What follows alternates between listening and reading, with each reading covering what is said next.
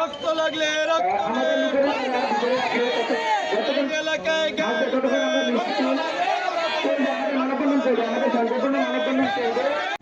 রক্ত নেই। আমরা মহাসড়ক অবরোধ করেছি। আমরা বৈধভাবে গ্যাস চাই, আমাদের গ্যাসের দরকার, আমরা বৈধভাবে গ্যাস চাই। আমরা প্রথম দাবি জানিয়েছি আপনারা কোন চুলায় পাক করেন। ওনারা বললো যে আমরা লাইনের চুলায় পাক করি। আমি বলছি এই ছিদ্র দিয়ে আমাদেরকে দিলে চলবে।